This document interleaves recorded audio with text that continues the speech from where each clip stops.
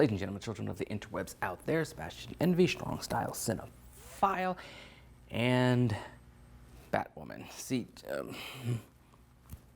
sometimes even when you know something is gonna happen, it doesn't make it any easier to swallow or to deal with or to reconcile when it actually does happen. So we knew that a recast was coming. So let's get that out of the way. Let's geek about this episode for a scant few minutes, yada, yada, yada. Let's get it out of the way. We know there's a recast of Kate coming, and in the stinger for this latest episode of Batwoman, we got it where we see a badly burned, apparently, Kane.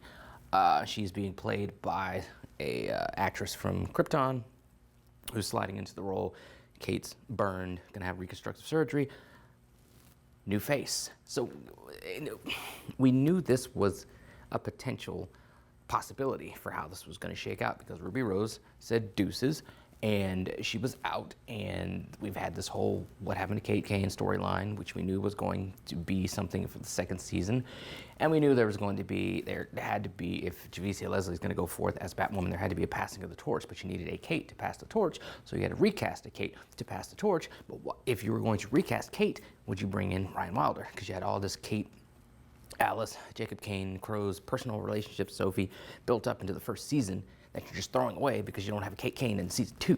It's just stupid, and we knew it was coming, but it doesn't make it any less stupid that it's actually happened, that it's actually here. So just, oh my. Anyway, about this episode, let's get through some of that. So everything that we've kind of been building towards the last few episodes culminates in this episode. We have our heroes to the island. We have Ryan using the tracker that was planted on Alice to get back to the island. Alice gets an invitation back to the island because she supposedly killed Ocean. Jacob Kane and Sophie were kidnapped and brought to the island. So all the players are in place at the island. Ryan got a temporary boost of adrenaline and some other stuff that she saw on YouTube to kind of make it through the day, to get to the island, save Kate, and maybe snag some of the Desert Rose to heal herself. It doesn't exactly work out that way. Sophia is happy at first because she's got Ocean back. Alice has apparently killed him. Ryan, when she gets captured, spoils that.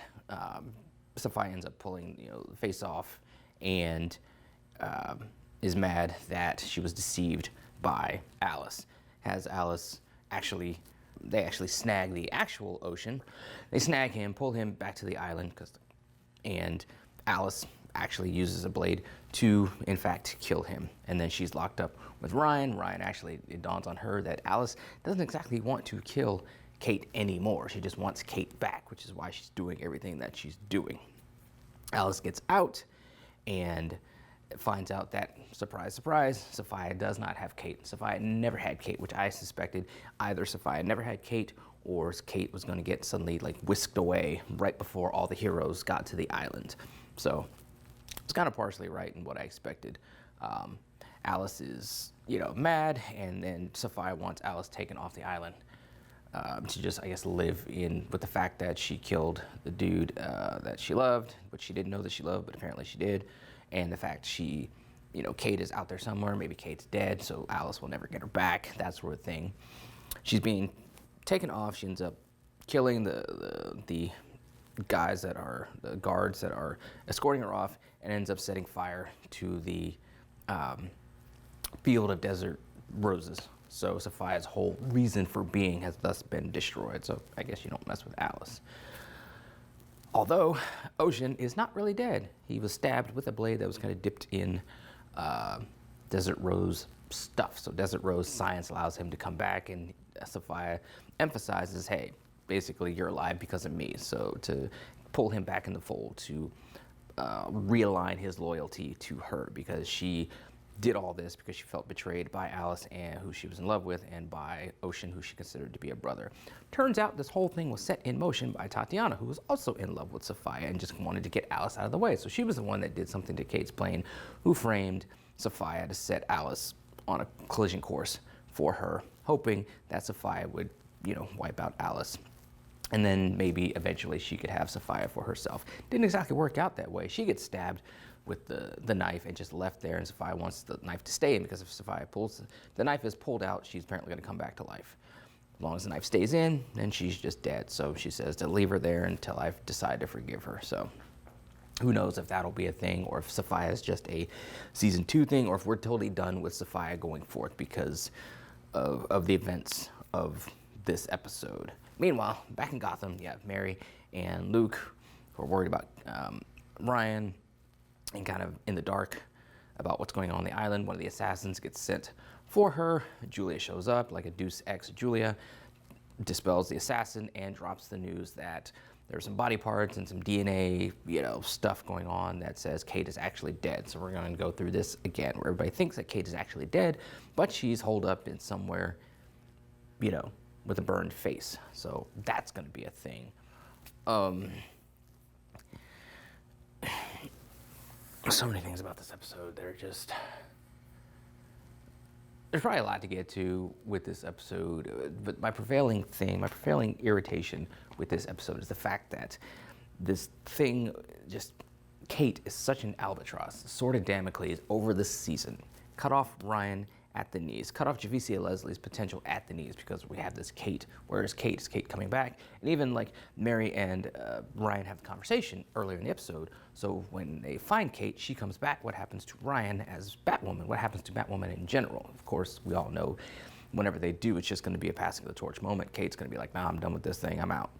You do it. So we know that's going to happen. But the conversation was had in the episode, early in the episode, of what would happen to Ryan and her, time as Batwoman once Kate comes back. But it just, like I said, it was going this way, but it doesn't make it any less irritating that it happened, because it feels so unnecessary that you had to go through this whole rigmarole of will they, won't they, what are they going to do with Kate? Are they going to kill her? Is she just going to be kidnapped? Is she going to be recast? And then we're like, no, new character out of the blue. And then we just have this new character that's just treading water, because everybody's expecting Kate, because they have the storyline built around the search for Kate. It's stupid, and you're just harming the show. You're harming the potential of your actor. I mean, you're just doing so much damage to the product by just straddling the fence and not making a decision. It's stupid. And it's like they're trying to have their cake and eat it too. And I don't understand to what end, because you're just making people mad. I mean, you're not gonna please everybody regardless. That's just a thing. Fans are gonna have one view of the character. Comic book fans who just want you to regurgitate exactly what's on the page whenever you adapt something for TV or film are gonna have their views. And of course you have the general audience who doesn't care either way. They just want to be entertained by a good story and good characters. And you're not gonna please everybody, but to just be boldly going out and just making stupid decisions. I mean, you have to be confident in yourself to just boldly make stupid decisions, which is what they've done here. Somebody on the message board posted maybe Berlanti is like spreading himself too thin with all the shows and stuff that he's developing, and maybe that's the case. There's just so many things wrong with this move, and here we are. We expected it, but it doesn't make any less, easier to swallow that it's here. It's stupid. We'll see what happens going forth. I don't know what they're going to do. It remains to be seen. All the little things I say in my videos, it just remains to be seen how it's going to go forth. I don't know. It's stupid. To me, it's stupid. So, whatever. What do you guys out there think? Let me know in the comments below. Follow me on social media. These are my thoughts on it, scattered as they often are, of course. Bounced around a lot in this video, but I'm just irritated. I'm just so irritated. Even though I knew I was going to be irritated by this, I'm still irritated. So, whatever. Let us geek.